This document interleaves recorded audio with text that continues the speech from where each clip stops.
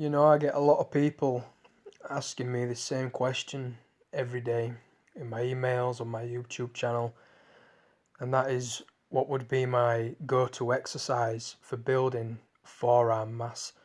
That if I could pick, 3 to 6 exercises for people to do which would help them thicken up the forearms, what would it be? So I thought we'd just do a little video about it, guys, and hopefully it's going to help when you add these to your training program. So, my first go to exercise for building mass, without a doubt, is going to be the barbell wrist curl, the bread and butter of forearm building. And I like to perform these in a rack, like you've seen on my YouTube channel. I like to sit in a rack on a little stool and place the barbell on some safety pins. And the reason you need the safety pins is to stop the bar from rolling to your fingertips and causing you a wrist injury, because you don't want that to happen. So that's why I use the safety pins. Also, by doing this, you can load up the weight. You can seriously load up the weight on that exercise. And as you get strong, you'll be surprised at how thick your forearms will get alone just from that exercise. I mean, I think the most I ever lifted was 350 pounds for 1 rep. That's my absolute best on the barbell wrist curls. And then there's a video of me performing 330 pounds for 4 reps. I'm currently performing 265 pounds for 4 sets of 10 reps, all with the blue fat grips. But you can do these on your knee, you can perform these on a bench, but obviously if you're using your knee and the bench, you're not going to be able to use that kind of load where you're going up into the 200 plus pounds. Okay, you're just going to cause yourself injury. So get yourself in a rack, set up some safety pins, get a feel for the movement, and yeah, guys, just have a go and let me know what you think. But yeah, the rack barbell wrist curl, in my opinion, is the absolute number one for building thick forearms.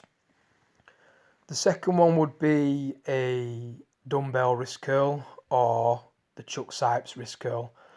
And the Chuck Sipes wrist curl is fantastic because, again, you can do it on your knee, you can do it on a bench. And what I really like about this movement is that you can make little subtle adjustments to your body position that will give you a greater contraction in the forearm flexors, and that's what makes this exercise so effective. Chuck Sipes loved to perform this exercise, and believe you me, he had some extremely large forearms, especially of the flexors. So it's one that I like to use every week, and I use as much as 100 pounds on this exercise for 4 sets of 20, and yeah, an awesome way of building thickness in the forearms. If you want to make the exercise more advanced, just do it with a kettlebell. All right, so the Chuck Sipes wrist curl, but with a kettlebell, and that will just blow your forearm to pieces. It's very difficult to do, and it'll humble you because you'll have to come down in weight drastically from what you were using on a dumbbell. You just need to do it to get a feel for it. Super awesome exercise for building thick forearms. The third one I would say is going to be the seated V-bar cable row. And I know a lot of you are thinking, yeah, well, that's a back exercise. But what you have to remember is, guys, you're indirectly hitting the forearms through a pulling movement. So what I will do is I will stick a fat grip on the V-bar. I will use a thumbless grip, and I will load it up. I mean, I can never get enough weight on the seated cable row. I absolutely love that exercise. It absolutely kills my forearms. But as I am pulling the V-bar to my midsection, I'm going to perform a wrist curl at the top of the movement. And then as I'm letting it out, I'm slowly opening up my hands just to let the weight pull on the tendons ever so slightly, so I get that nice stretch. So the seated cable row with fat grips is an absolute must for you guys that are wanting to indirectly build thick forearms whilst training your back. The next one, guys, I would have to say would be weighted chin-ups or the weighted neutral grip pull-up. awesome way to build thick forearms, you know. Not only thick forearms, but you'll build your biceps, your shoulders, your lats. A lot of muscles are getting worked, but for your grip and your forearm strength, awesome exercise to do, especially when you start getting weight up to half your body weight, you know, and you're performing 4 to 6 reps for 2 to 3 sets. You know, you're on a winner with that exercise. So yeah, guys, the weighted chin up / weighted neutral grip pull up, awesome exercise. The next one would be heavy farmers walks, and I don't care whether you do these with dumbbells, a trap bar, or whatever apparatus you do. I actually have these 5 litre bottles of rubble, you know, packed with rubble and water to make them even heavier. And I'm lucky because I have a field at the back of my house, so I can just do laps up and down the field with these giant water bottles, and believe you me, they create an awesome pump in the forearms. And anybody that has experience with farmers walks will tell you that it is a awesome exercise for destroying the forearms. It can leave me sore for up to 4 days just spending 30 minutes walking these large water jugs up and down the field. Alright, so if you're not doing farmers walks, you should be doing farmers walks, because you will reap some great benefits from that exercise.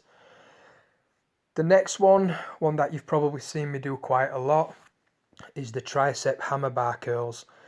And the reason I like this bar is because it's got the 2 neutral bars in the middle, puts you in a neutral grip position. When you stick some fat grips on the bar, you can hit that brachioradialis like nothing else. You bring a preacher bench into the equation and it isolates that even more. If you're not doing tricep hammer bar curls, you are missing out seriously. In my opinion, I think they are the #1 exercise for building the brachioradialis. So give those a go, stick on some fat grips and test yourself, you know. Give a good set of 3 sets of 4 to 6 reps, just go balls to the wall as heavy as you can, and you will feel some serious cramps in that brachioradialis. The next one, guys, would have to be the super easy bar curls. And the reason I like a super easy bar is because it's got the half moon shape in the middle, and it puts your hands in a neutral / pronated position. So it takes a lot of the stress off the elbow, because as you all know, using a straight bar for performing reverse curls can give you a lot of tendonitis and inflammation. So if you can get yourselves a super easy bar, being able to, you know, curl with that bar will do wonders for building your brachioradialis, and you can get a lot better squeeze and contraction in that muscle. All right. Another one would be using a cable machine just to perform your reverse curls. With a straight bar is going to attack your extensors really well alongside your brachioradialis. But if you find you're having, you know, elbow issues with that movement, just stick with an easy bar, or again, go back to using the super easy bar.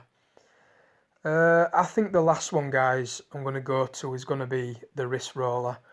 And obviously you can do this with a piece of wood with the string attached to the middle, and you can do it that way. Or if you want to add load to the exercise, again, get yourself in a rack.